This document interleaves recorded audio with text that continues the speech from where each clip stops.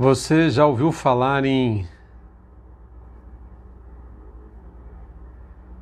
ou seja, environmental, né, meio ambiente, social ou social, né, e governança, uma pauta bastante, sempre muito alusiva a coisas boas, porque é sempre assim que acontece.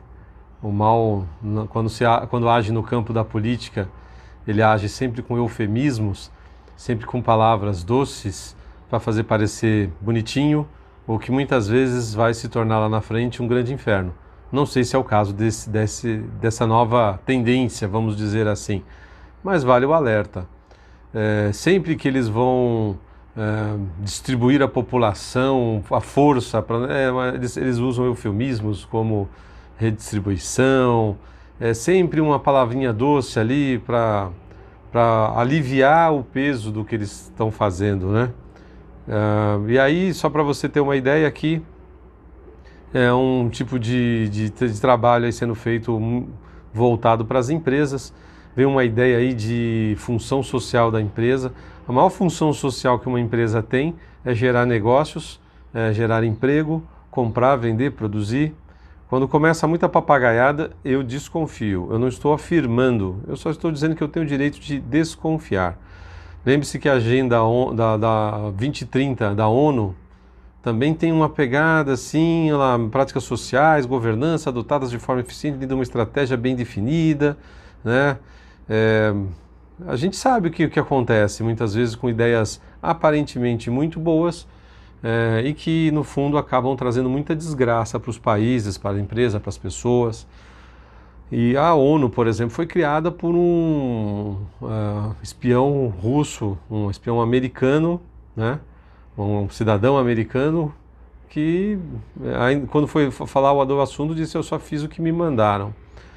Então, assim, existe uma movimentação muito difícil de se compreender, assim, eu fico meio espantado como aparece gente dizendo com toda a propriedade coisas que amanhã elas mesmas já estão negando. Então, por isso eu sou um pouco cuidadoso com isso, porque eu não quero parecer vulgar, fútil, né, ficar fazendo ilações, aí amanhã é outra coisa. Então, existe sim uma tendência aí, como que acontece com a guerra na Ucrânia, de eu defender de que são grupos que têm pautas ruins e que estão brigando entre eles. Então, por isso que eu digo que é uma guerra entre dois demônios. Então, um defendendo uma espécie de resgate da União Soviética, com ares de conservador em comparação ao que vem se tornando os Estados Unidos, por meio da nova ordem mundial.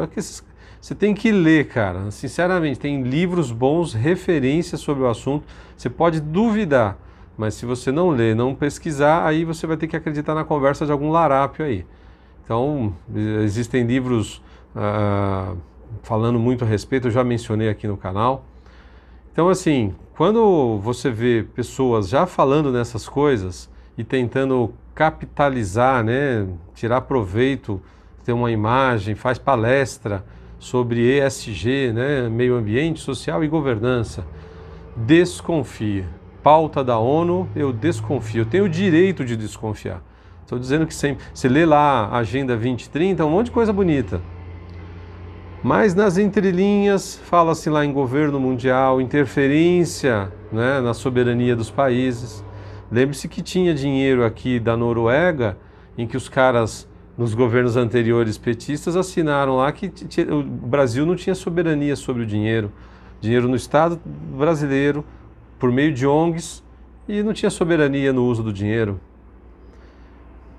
Tá tudo aí, cara, tá tudo aí. Tem gente que parece que entra numa espécie de bolha, acha que aquilo todo o restante é inverdade. No fundo, a dificuldade que essas pessoas têm é de fazer o que qualquer pessoa com mínimo de capacidade de razão, de uso da razão cognitiva, né, tem que fazer, que é desconfiar. Tem que desconfiar da direita, desconfiar da esquerda, desconfiar do progressista, desconfiar do conservador. Desconfiar no bom sentido. Deixa eu ver o que esse cara está falando.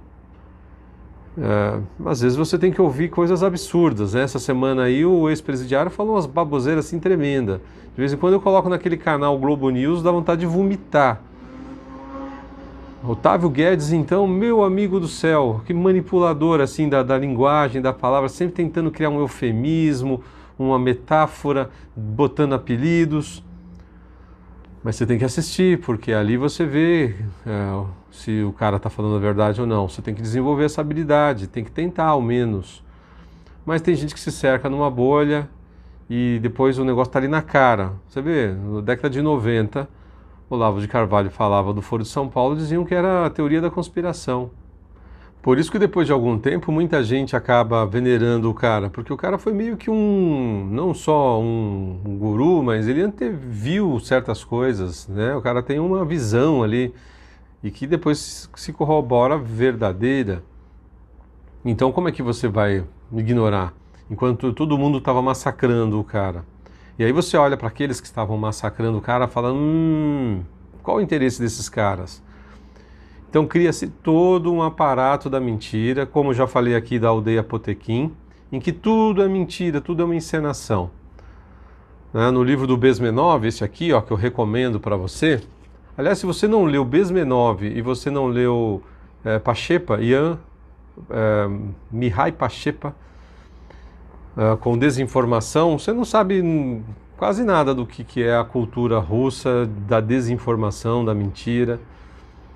E esses caras aqui vão relatando como um era romeno, mas era do alto escalão do governo soviético lá, dos comunistas, e o Bezmenov, um desertor russo.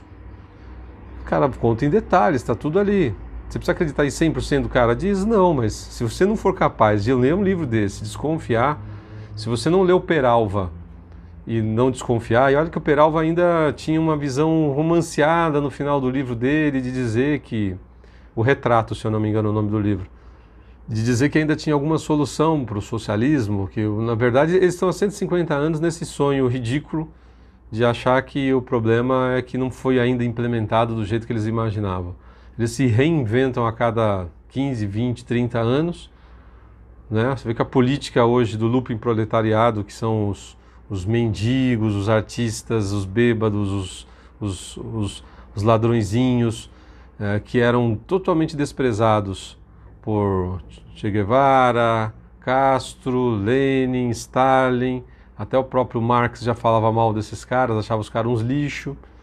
E hoje eles ficam tentando resgatar esses caras. Talvez seja a última, sabe, ali a última esperança deles de tentar fazer uma política.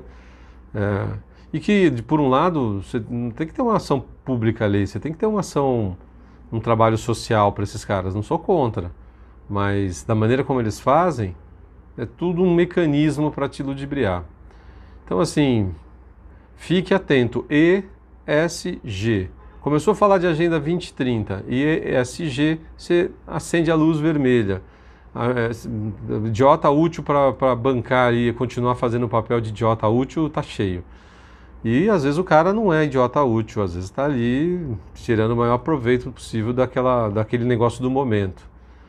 Fique atento, não tem novidade, é trabalho, estudo, né? Respeito à família, respeito à tradição, ao cristianismo, não tem novidade. Segue essa cartilha que você vai se dar bem, com certeza a sociedade só tem a ganhar com isso.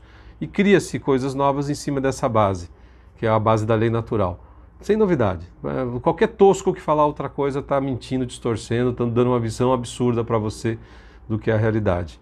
E a gente aqui às vezes vai perdendo um pouco a paciência, porque tem que ficar repetindo, e é importante mesmo, porque eu acredito na redundância na comunicação, a fim de que a informação em algum momento seja captada, ou pelo menos lembrada, a ponto de em algum momento a pessoa ir lá e se dar o trabalho de fazer alguma pesquisa.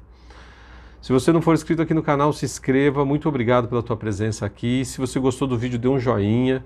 Clique lá no sininho para receber todas as notificações. Gostando das informações aqui, divulgue para suas bases, né, para seus amigos, parentes, né, para todo mundo que você puder. Vamos aumentar, divulgar ideias boas aqui. E se não gostou, manda sua crítica, qual o problema? Vamos debater, vamos conversar. Obrigado, até o próximo vídeo.